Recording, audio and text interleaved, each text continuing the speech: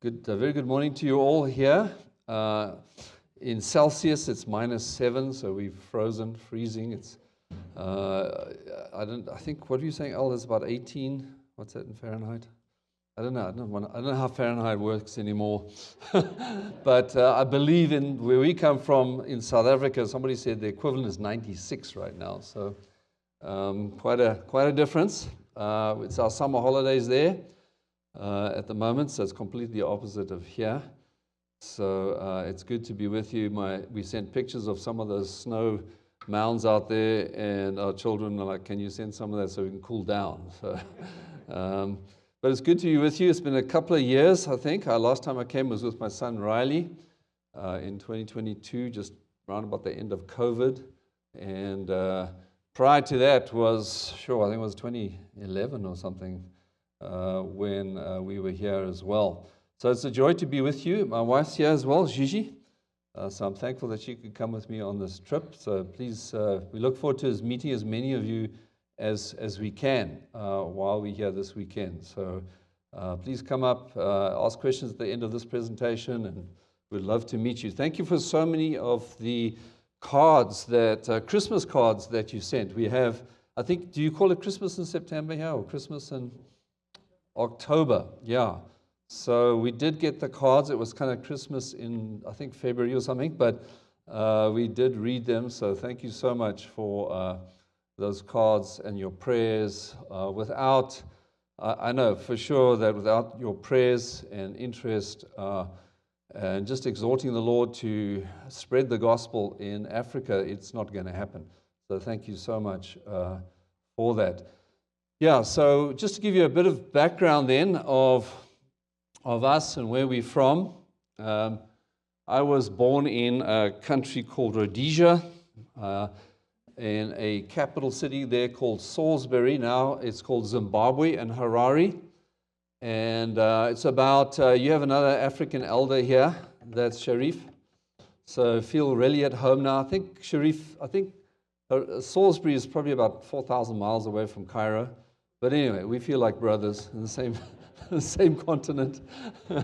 So it was the first time for me to meet Sharif, was this trip, and I know he's well known at Grace Church. So I'm glad you guys are. Is it funny? What's going on? It's funny, is it? Okay. I'm speaking English. You can hear English? Just checking. Okay. Okay, this thing. Yeah. Okay, will do. And plug it back. Okay. All right, good. So as long as you can understand, I am speaking English. It's not tongues. This is real English. Okay. Yeah, so that's where I was born, saved in 1986, actually further down in South Africa. And by the Lord's grace, He led me to a church in Cape Town, which is off the map there, right at the tip of Africa, where I was saved through the gospel being really preached to me at a church called St. James Church in Cape Town. It's a Church of England, and the Church of England in South Africa, is that okay? Is that right? Okay. The Church of England in South Africa is an evangelical church. They broke away from the Anglicans in the 1920s. So they're quite strong with the gospel. That's where I heard it. And then through the witness of my cousin as well. I was an accountant in business, and that's where the Lord saved me. My wife was also saved in Church of England, and so we met and were married, and then moved to the north of South Africa, which is above Pretoria there, still in South Africa. And it was there where I came into contact with master's seminary students. They were students that were sent out as missionaries to Africa. This is about in the 90s, late 90s. And we started, I was just a layperson in the church working in business. And that's how we heard about the seminary, actually in California. The last place you want to really go is, if you're South Africans, is the USA, because there's so many murders, and you watch TV and everyone's killing everyone, so why would you want to go there? Ironically, it was worse in Johannesburg, because we had about 500 murders a month, We didn't realize that actually we were in a worse situation. But by God's grace, He led us to the Master's Seminary. And so my wife and I and our daughter, who was a one-year-old left in the late 90s and went to seminary. I ended up spending about 12 years then on the staff at Grace Community Church, really on the finance side, because that's my background, and ran the church finances for a while I was at seminary. So I'm thankful to God's grace for that, because otherwise I think seminary would have been unaffordable for us coming from Africa. And so here was our first phase, really. There's our kids, our 3 sons were born in California. So this is just to give you an update of where we came from, because I know some of you have many new faces here that I don't recognize. So it's still 4 elders, and we still have to get our hands around all of this. We are certainly trying to appoint more elders. It takes quite a long time to train elders up. So you can be in prayer that we can raise up more elders in this church. We have 2 or 3. Well, we had 1 guy, but we're sending him out for a church plant. So we're already losing an elder. He's a good guy, so he's got to go plant a church. And we have another one in training. So please be in prayer that we can raise up elders for this church. We have 250 in the evening. We have an evening service as well, which is unusual in South Africa. Nobody has evening services because of the crime. You don't want to be leaving a church at 9 o'clock at night because you may not get home because the crime is quite bad. Here's our youth. So we just do regular things as what churches do. We have a youth group on a Friday, which the word is preached as well. We just have a small music ministry as well, and a choir. What we do at Christmas and Easter is an outreach. We have a kind of a Christmas, Easter concert, if you like. We invite everybody from the churches all around Johannesburg. It's become very popular, and so it's just an opportunity to give the gospel out, because many of the churches in that area, just the gospel is not preached at all. I put this picture up here just to show you the multicultural nature of our church. The man in the middle there, Klauleka, if you can say his name. He's a Tsonga, which is a tribe in the north, and he married Anissa, and she's a Zulu. And I'm on the right, I'm Zimbabwean, and my wife is South African. So actually, this is a multicultural picture. That's the nature of our church. We have Tsongas, Zulus, Xhosas, Afrikaans speaking people, Zimbabweans like myself, and their home language is all different to each other. And yet we come together in this church because they are believers, they worship Christ. Christ has redeemed them, Christ has saved them, and it's stunning when you come to see what the gospel does across all these tribal sort of borders and barriers. It's unusual that you would have a Tsonga man marry a Zulu lady, because their languages are different and their cultures are different. They live in different parts of the country. But in Christ, we see them together. Often these men would have multiple wives, 13 wives, 14 wives, whatever, because of tradition. But of course, being Christians now, they are going to have this huge testimony to both the Tsonga and Zulu people in our country. So be in prayer, because this is what the gospel does. It's amazing what it does. This is a small group. We run small groups as well. This is the one that Gigi and I run. We have about 10 to, I think is it 10? Gigi, 10 or 13 of them. It's like our Bible studies on a Wednesday night or a Thursday night. And this one we particularly run, we've just started this one. The men that you see on the left, the black men, are men from different countries in Africa. In South Africa, you can call people black or white or Chinese. They don't really care. It doesn't worry them. It's not a political issue there. So these men are from countries in Africa. Johannesburg's kind of like a sort of a sweatshop for Africa, because many Africans come down to work there. They think the streets are paved with gold. They come to make their fortune. It's kind of like going to Hollywood and, I'm going to make stardom.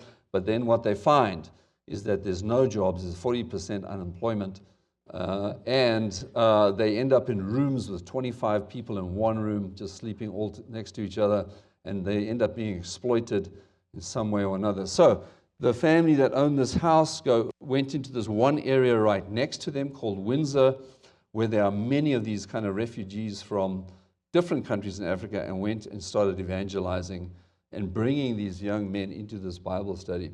So you can pray for these young men. We've seen amazing growth in the last 6 to 8 weeks as they've heard the gospel. They're starting to come to Antioch Bible Church. They are growing. Fortunately, their language is English. So usually from the equator down, it's going to be English. There's a bit of French in there as well, so we can easily communicate the gospel. And we've seen tremendous changes in these men. Now, these men are in South Africa illegally, so their future is definitely uncertain. They could be deported. But while we have them, we are going to give them the truth, give them the gospel, and pray that the Lord will convert them. Some of them are able to get visas of some kind and work there, and so can be there on a permanent basis. So these men are from Kenya, Uganda, Namibia, Zambia, all over Africa that come to Johannesburg. So it's a fantastic opportunity for the gospel. So I'm thankful for this Bible study. So please keep praying for this study as we bring more men from Africa to this study. I'm going to see how that goes. And then just as a church, God has given us a lot of grace and blessing. We've managed to plant 4 churches since 2016. Nelspruit Bible Church. We called Richard Peskett for that one. He was a TMS graduate. He's British. Western Area Bible Church. David Fall was called from the USA to head up that one. Livingstone Bible Church, a South African. John Klimick runs that one as well. He's the pastor there. And then Malaland Bible Church. We through our seminary then, you can see the transition here as we're transitioning to South African men that are trained in South Africa. We trained Nel Skeppers, and he's running that church it's right next to the Swaziland border. Anyone heard of Swaziland? Okay, there's only 2 countries in Africa that are kingdoms. What are they? One is Swaziland, it's still a king, and the other one's Lesotho. And they actually are landlocked countries inside South Africa, and they still have a king and a queen. All right, so this Malaland Bible Church, number 4 there, is right near the Swaziland border. And so it's an opportunity to actually start impacting Swaziland for the gospel as well. And so Nel Skeppers is there. And these churches have done, by God's grace, done very, very well. We always took a bit of a risk with them. You never know how they're going to turn out. The men are well trained. They have holy lives. And they're doing quite well now. So keep praying for those churches. And then our current plans, Krugersdorp Bible Church. Krugersdorp is a town which is closer to our church, probably about 30 to 40 minutes away. And we started a Bible study there, Gigi and I, and it grew to over 50 people. They were all from Krugersdorp. Their home language is Afrikaans. Okay, so I taught in English, and if you had to come to the Bible study, you'd say, this place is weird. They speak in tongues. What's wrong with them? So I would sit there, and I would teach in English, and then we all got together for tea and cookies. They'll all be speaking Afrikaans. And you'd be like, this is strange, because that's how it works there. I can understand Afrikaans. If someone spoke to me in Afrikaans, I would just reply in English, because my Afrikaans is a bit slow, and then they would just talk to me in Afrikaans. So that's how it works.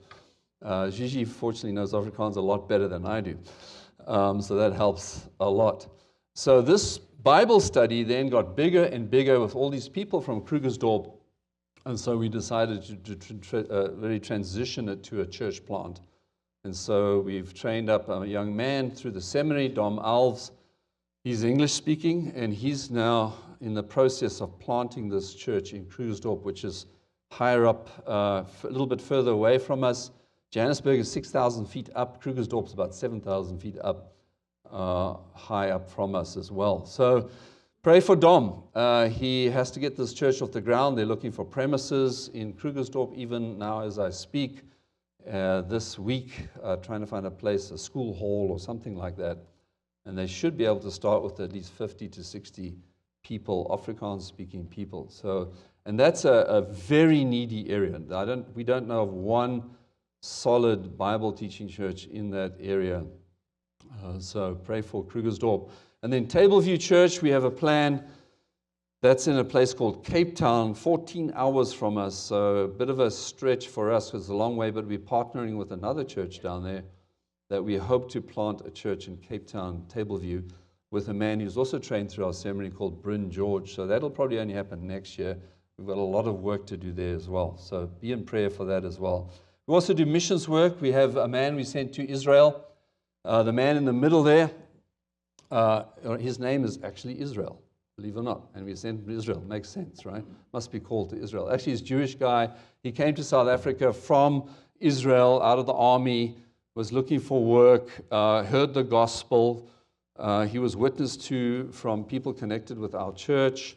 They took him through Isaiah 53. He was saved. Amazing.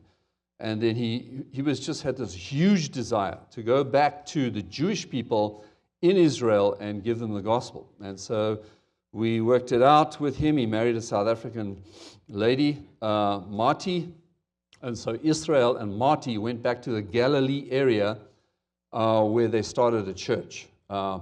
He was spat on. He was cursed. He was just like what you read in Acts. Because he's Jewish and now he's a Christian and he's starting a church. And he's got a small church going there, probably about 20 to 30 people. And then the war broke out. And so they changed their church around because he lives in a place called Kiryat Shmona, which is right up near right north of Galilee, near the old biblical place of Dan. And he switched the church around and they started serving all the Israeli military with meals. And at the same time witnessing to all those soldiers. And so it's an incredible outreach. People are hearing the gospel. People are getting saved, even in the state of this war. Their building was almost destroyed about 2 months ago when a missile hit a building on the other side and almost destroyed their church. So be in prayer for Israel and Marty as they continue to seek to plant a further church in the northern area of Galilee there as well. We also have Kani and Misu Katunga. So they are, Kani lived in our home. He's on the far right for many years. He was like a son to us. We took him into one of our flats. We ministered to him as best we could. Excellent communicator. We met him at a university there where we were ministering. He's Zimbabwean, like me. And eventually met this girl called Miso, and I think she's Zulu. Anyway, when it gets to the church, you lose all those distinctions. It's quite interesting. And ended up marrying her, and he's been sent to the north of South Africa by our church just recently as an assistant, like an associate. First time we've done this, to assist a church planter missionary from the States who's planting churches there. We are like-minded with the missionary from the States, and so now we are sending men that we have impacted or trained to actually assist this missionary. The missionary plants churches and moves on to the next church, so then we leave men in the church that he's planted to assist and strengthen those churches while he moves on and plants another church. This missionary is fluent in Tsonga, an American missionary, so he's able to plant these churches. Kani and Miso have to learn Tsonga. Because he's Zimbabwean, she's Zulu, they don't speak that language, but they're busy learning it, and they're going to be strengthening that church. He's an excellent preacher, so be in prayer for Kani as well. This was I don't know if you can hear that. You think that, let's see. This was their Christmas service. Guess what they're singing? Have you heard this before? But you haven't heard the language.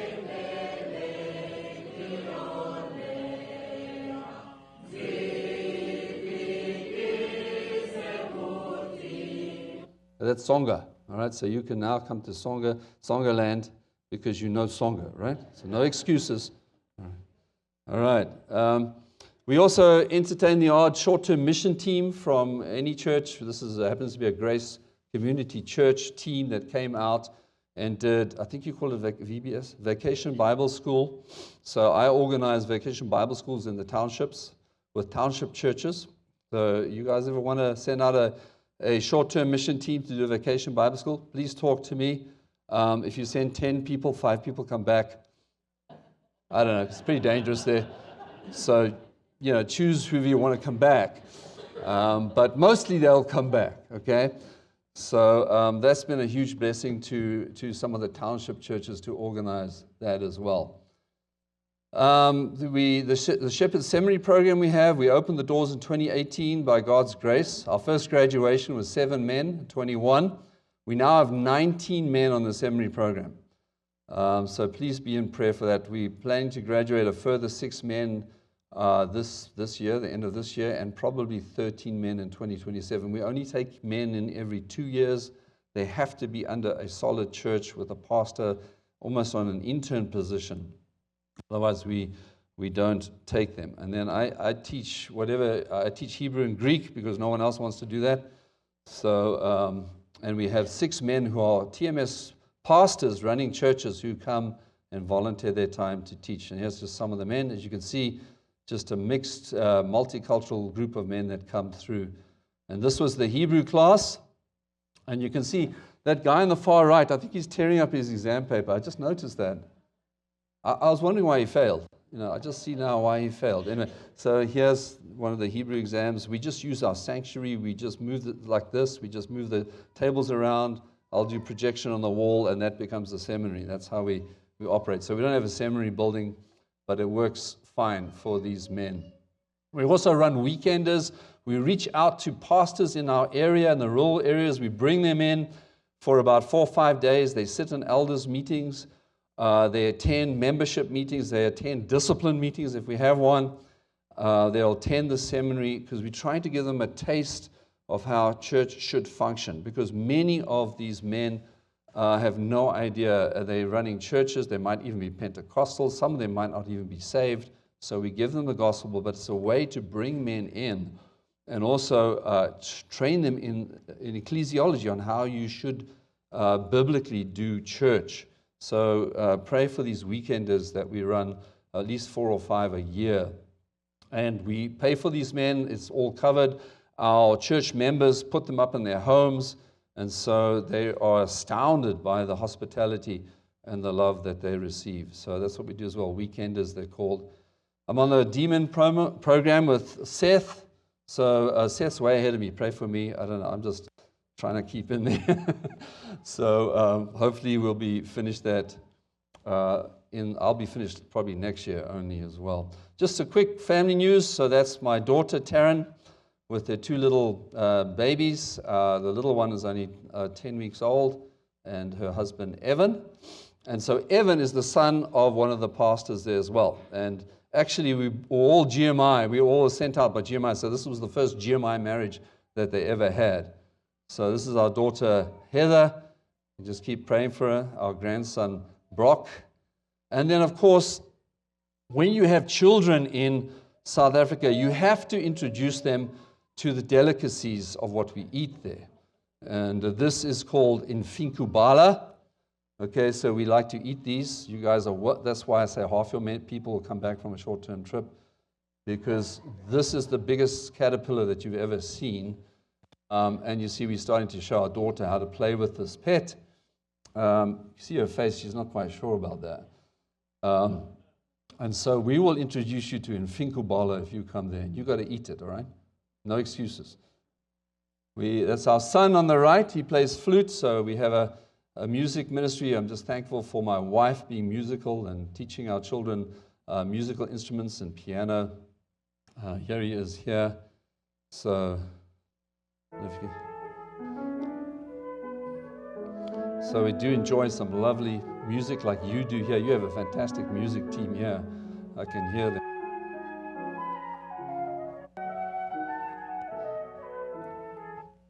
And this is our other son, Riley, who came with me 2 years ago, and his little niece.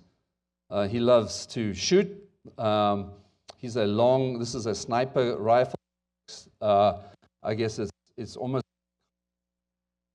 what is a 1 kilometer? I don't know what's that in English. It's probably about, let's see, 1,800 yards, something like that. So he likes to do long shots as well.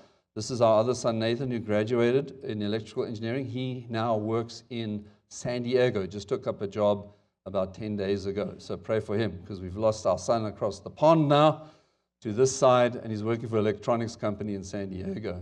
So there he is there as well. But anyway, thank you so much from us as a family.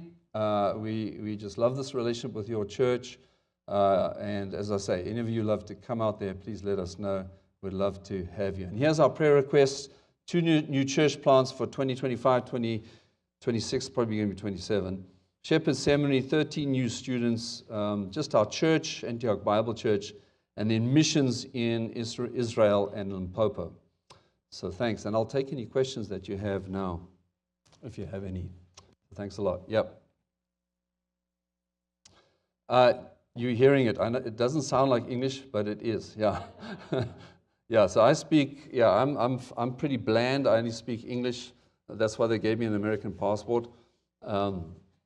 Yeah. No. So I can understand Afrikaans. Fortunately, I can speak it sort of. I don't want to speak it in front of my wife because she'll say that is not Afrikaans. But that's about it. Yeah. So just English. Yeah. Zimbabwe I guess the country Zimbabwe where I grew up was English, Shona, and Ndebele, and you can get by with English because most people speak English there. Any other questions? About the ministry or anything else? Yes? Robin, you're training pastors to send them out to these churches in the area around you, the countries around you.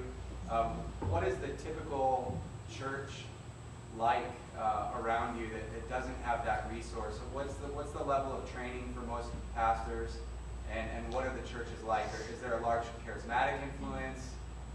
What are you combating, I suppose? Yeah, so the whole country is Christian, like it is here. And so there's a church under every tree, just about. Literally, you will drive around Johannesburg on a Sunday or just down the streets, and there'll be a whole gathering of people under trees. And those are usually going to be Pentecostal people. They'll be led with someone who has no training whatsoever, just speaking what's in their mind. No biblical background whatsoever. So that's the kind of thing that you're up against. The charismania there is at a huge level because it just totally fits in with ancestor worship.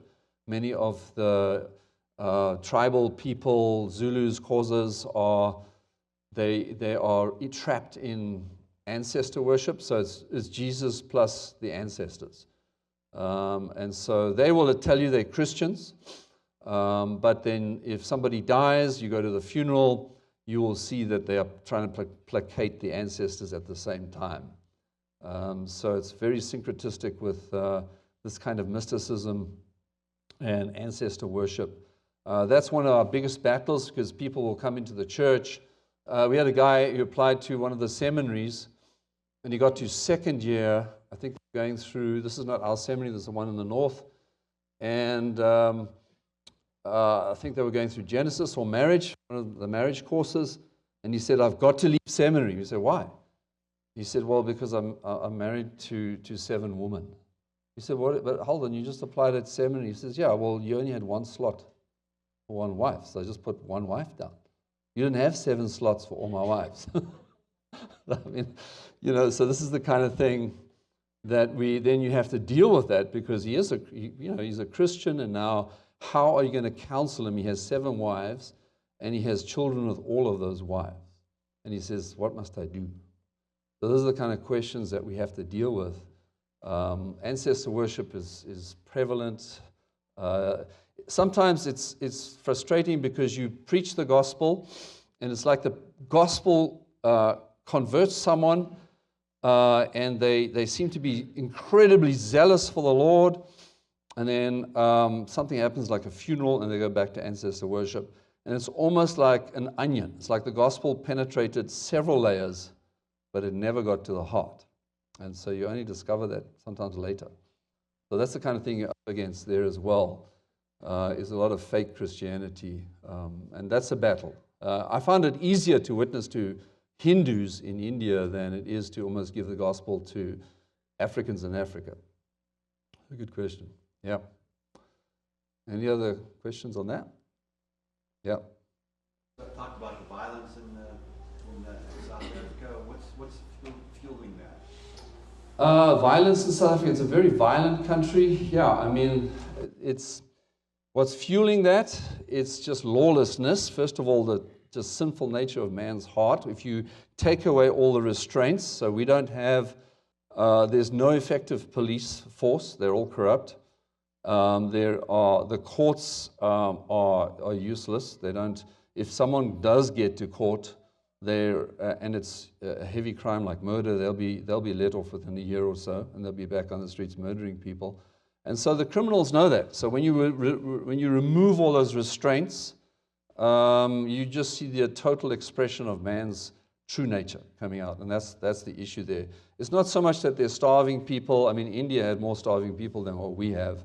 And so there are people that are struggling socially, economically, but at the end of the day, it boils down to the sinfulness of man's heart, and then you're removing all those restraints and just saying you can do what you want, and there's going to be no accountability for what you do. And then you see the true nature come out, and that's what it is. People are, and then of course, once they trained in that, once they've got away with stealing your car or stealing something or killing someone, it starts becoming second nature. They can do it again. And they're still set free, and so it can be done again. And so we firmly believe the only hope is the gospel. If you want to see permanent change in anybody, and that's why we're so glad to be there. Even though it's a very dangerous place, the effect of the gospel is amazing. Then you'll see true conversions and people change from the inside out and leave their life of criminality, of theft, of robbery, of murder, and actually totally change. So we're actually thankful to be there. This is the best time to be there, even though it's high risk, and we just trust that to the Lord. So yeah, that's the situation there in South Africa. So everyone has electric fences and dogs with big teeth, and it's kind of cool in some ways. I've been electrocuted a few times trying to fix the fence. So it's that kind of thing. You just work with what you have. We don't. It's like you live in it, but it's almost like you don't notice it. Al was driving us around Coeur d'Alene here and some of Hayden, and I said to my wife, "There's no fences, man. This is high risk. Nobody's got a fence." And then you got these funny little cameras on your doors, Ring something. What's it? I mean, that would be stolen in South Africa. The guy would walk up and say, "Oh, this is nice," and just take it, And then you'll call the police in South Africa, and they'll say, "Sorry, we can't help you." And so even those little cameras wouldn't work there because they'll be stolen, And so I just became aware of the fact that so many houses here, not all, but so many, have just no fences, and the cars are left outside in the street. It's like I start shaking when I see that. Yeah, so you get used to it, Anyway, good question. Yeah, any other questions?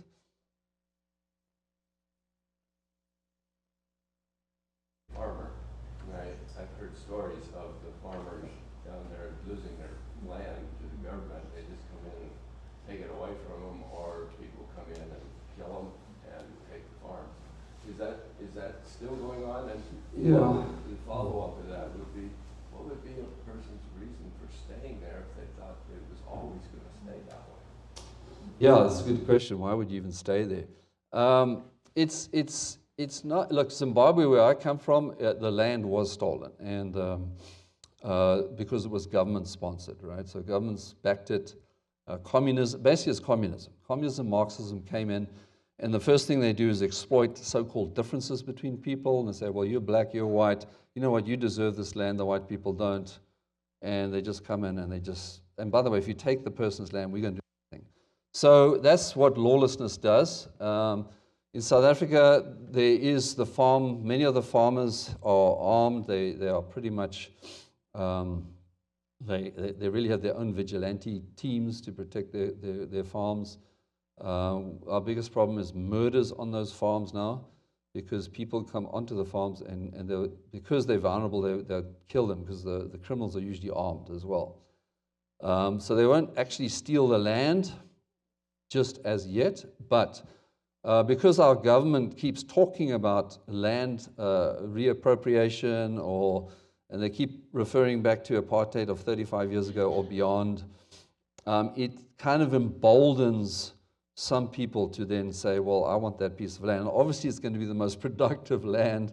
It's not, I mean, South Africa has tons of land. So just go over there. Why don't you just take that piece of land over there? There's no one there. No, because I've got to work that. No, I want that piece of land that's been worked. And so it's just greed and theft. But the actual land stealing is not the level it was when I used to live in Zimbabwe yet, because farmers are armed. We have recently got a coalition government now, and they are holding the government in check to some extent. And so the land appropriation bills haven't quite passed through yet. Why would people stay? I just think they don't know anything else. It's very hard for them to just immigrate and say go to Europe or any other country. It's not simple. They love the land. That's all they've known, usually talking about second, third, fourth generation farmers. So they're not going to leave that easily. They're going to rather fight or die for their land. So that's why they're staying there. Some have left if they're able to, but the problem is they're not able to. The rand is 20 to 1, 20 rand to buy $1. So economically, you kind of held there as a hostage, because even economically, you can't just pack up and go. It's very difficult. So. And then others are believers. There's many farmers who are believers, and they will just stay. They're not going to move, because they see it also as an opportunity for the gospel. So those are probably a host of reasons why they stay. But others do leave. Yeah. Good question. Yeah. In terms of evangelism to the charismatic and ancestry worship, what is your method, or how do you go about evangelizing those people? Yeah, it's quite difficult because, first of all, they already believe. They'll say they believe in Jesus and that He is God. And then you have to find out. So if we're talking about a person who's like from a Zulu or Xhosa background, you're going to have to explain that, you're basically going to go through the uniqueness and the sufficiency of Jesus Christ. And also really the authority of Scripture. So we start usually with the authority of Scripture, and then we'll look at the sufficiency of Jesus Christ. I am the way, the truth. No man can come to the Father except by me, which excludes your ancestors. And so we'll explain really that's where you're going to go with that. Because usually they haven't really heard that. They're very biblically illiterate, and so that's where you're going to begin. And so they have to realize that the ancestors are not on the same level as Jesus Christ. In fact, we'll take them to texts after that regarding how even the demons quiver and refer to demonic forces, and that what they're worshiping ultimately is demonic forces. That's what's going on. But I'd say the main approach is pointing to the authority of Scripture and the sufficiency of Christ, and taking to those kind of verses first. But it's hard because they'll acknowledge all that, but then they have huge cultural pressure from their family. I had a young lady come to me who's Zulu, I think. She said, I've got to go to this seance kind of thing because there's somebody dying in the family, and the witch doctor said everybody has to come and perform the ceremonies, otherwise we're all going to die. And then her father said to her, you must come and do this. And she said, I can't do this, I'm a believer. He said, but we're all believers, what's the problem? We've got to do this, otherwise everyone's going to die. And so even her uncle came to her and said, you must come and do this. And so in the end, she asked me for advice, which was unusual, asking a white person for advice. And I just said, well, you can't go. And I went through Scripture. I said, if you go, you can't go to the ceremony, that's for sure. And so in the end, she did make a stand. But to make that stand, is incredible because the force, the pressure, you're going to be ostracized from your family. You're going to be cut off. And so she did make a stand, and fortunately she's still together, I believe, with her mother. But that's the kind of pressure they put under. So yes, they may well believe all those things, but they have to deal with the family social ostracization as well, which is quite difficult. So you need to have a church to come around them. You need to have a church to support them. Otherwise, it's very difficult. So, yeah, not easy. Not an easy thing there. Yeah. What about, you said that a lot of people are biblically illiterate. Are there many Bibles down there? Yeah, many Bibles. There's lots of Bible stores. There's Bibles in Zulu, Xhosa, Sotho, Ndebele, Venda. So there's a lot of access to scriptures. Not everyone can necessarily read all that, but there's access to the gospel, in the Bible. But it's the way they are told to interpret it is the problem. So that's the issue. Yeah. Many Catholics in South Africa as well. Many. Yeah. There's many Catholics. There's Muslims. Muslims are mainly in the south. I would say Cape Town is a strong Muslim community. I used to do Muslim evangelism down there. The Muslims are very closely knit, very militant as well. So yeah, the biggest probably religion is something called the Zionist Christian Church. They have over 1 million members. They meet once a year in a place called Zanin, and you got to see this. It's unreal. There'll be 1 million people there in the bush, going as far as the eye can see. Thousands of buses bus them in from all of Africa. In fact, the sun shining off the rooftops of the buses looks like the sea because it's so far. And they come to a little mountain there, and they call it Mount Moriah from the Bible. And they have one bishop, and he's like the Messiah. And so they worship this guy. And basically, he asks for money. And they're very poor people, many of them, and so they just give 10 rand, which is like $1. But because there's millions of people there, he's a millionaire. And then he leaves the place in his Rolls Royce Silver Shadow. And it's 1 million members. It's not a church, it's a cult. But if the press, the newspaper will call it the biggest church in Africa. So that's the kind of thing that goes on there. That's probably the biggest, is that cult in South Africa, yeah. Yeah, good questions. All right, I think time is probably getting to the end here. So thank you so much, and thank you for your love and prayers, and we love you too. And anyone who would like to come out to Africa and eat in Finkubala with your tea, please let us know. We'll love to have you.